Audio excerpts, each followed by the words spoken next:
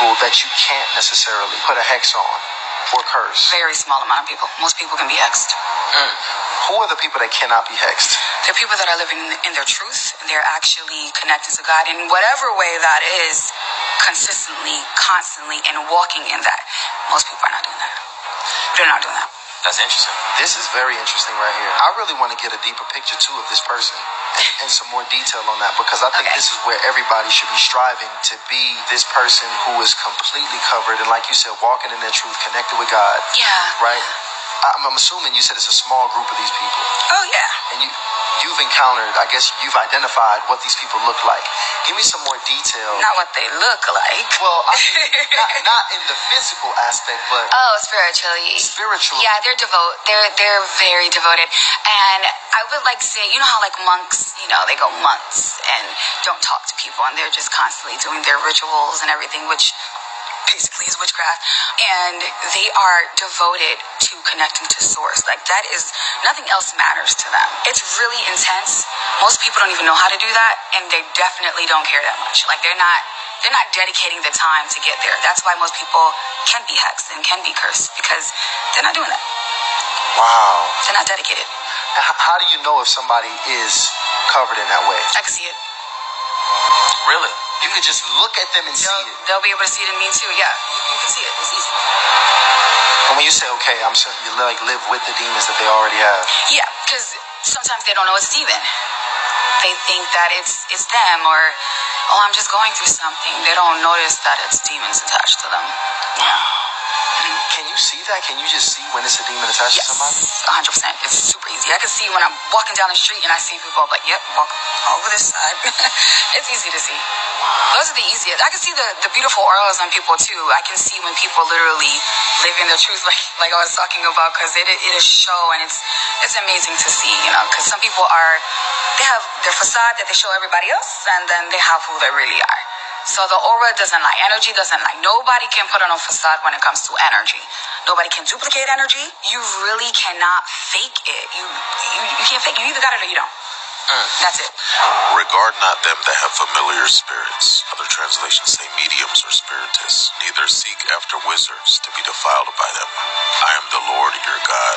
Craft is witchcraft. Tarot cards, card reading, everything to know about astral projection, Tibetan Book of the Dead, Buddhism, anything there was to know about spirit guides. And what I would do is I would astral project out of the body, enabling spirits to come in, because in witchcraft, I believe that if I could get my own spirit, I could be empowered by bringing spirit guides in. Now understand, I was of the mind that these spirits that were coming in, spirit guides, were nice. I became very, very studious about astrology, witchcraft, card reading, and that card reading became my niche. Sid, I would walk into a room with a deck of cards and read everybody's mail, just by that deck of cards, and I thought I was the best thing since the McDonald's hamburger. I thought I had finally come to a place of prominence because I could intimidate people. I could make them afraid of me because I was operating in these powers, and I never knew they were demonic, or I thought that I had come into this great power that I had been looking for. The trouble is, when you play with the devil, he doesn't play fair. He'll give you everything you want, all the drugs you want, all the women you want, all the promises, and all the power you want. And when he's done with you, he'll kick the legs out from under you. That's why you hear rock stars sometimes say, I sold my soul to the devil. Because once you make that trade, he'll give you what you want. But people need to understand that the devil is not sharing his kingdom with anyone. He's selfish and hateful, and his personality is that of hate and violence. And so as I began to encounter these spirits, from a pleasant person, even though I was a fall-down drug addict, I began to take on the personality of the devil. I began to act. I began to hate. I began to all the more. And I love to see people hurt. Like, I'd like to do a card reading where I knew a man was committing adultery. I'd name names, and it was just an evil behavior. And so here I was with these spirits operating in this power, cursing people. I cursed one man, said he fell 3 stories into a wheelbarrow. Thank God that wheelbarrow was there, because he would have been killed. I was astral projecting. I was studying all this witchcraft. I thought everything was wonderful. The same spirits, as you said in the opening, that gave me power began to turn on me. Why would they turn on you? Because Because the personality of spirits of darkness is not a nice, friendly personality. Thought I had arrived.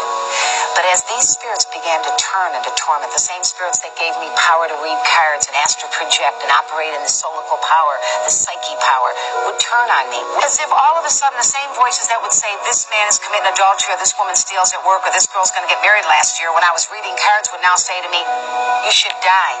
It's better to just die. Said I would walk around with a gun in my mouth. I can remember the metal used to burn my tongue. I would just suck on a gun, waiting for the moment to stop this power that I had entered into, to stop the destruction of my mind. My drugs increased. I would take needles, and people that were the worst drug addicts in town would not get high with me. I would go into a bathroom and take a needle and bang it into my arms. I had thick growths all the way down. Today you can see they're totally gone, but thick growths and abscesses all the way up and down my arms. In that drug state, I'd go out and become even more promiscuous, hoping that someone would just love me for a little while. And that's what our kids are doing today, Sid.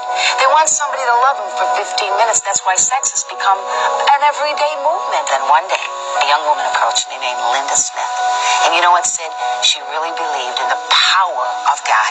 She walked the walk and just didn't talk the talk. A lot of people talk the talk, but they don't walk the walk. And Linda just showed the love of God in the way she acted. She didn't come out with all these spiritual lingo. She was a man to me, a man that didn't rape you, beat you, use you, put you on the streets and stick needles in your arms. A man that was the Son of God who loved you for the way you are, not for 15 minutes. The church, she took me up to Pastor Why did John you Reed's go to church? Because I was dying and there was no hope. And I figured I'm going to die anyway. Let's go see. And you know what really influenced me, to be very honest, in the last few minutes of this program? She acted like a person who didn't just put on a facade of Christianity. She lived it. She walked it. She didn't want to impress anybody, Sid. She wanted to introduce to a dying, demon-possessed tramp witch. She wanted to introduce that human being to a man who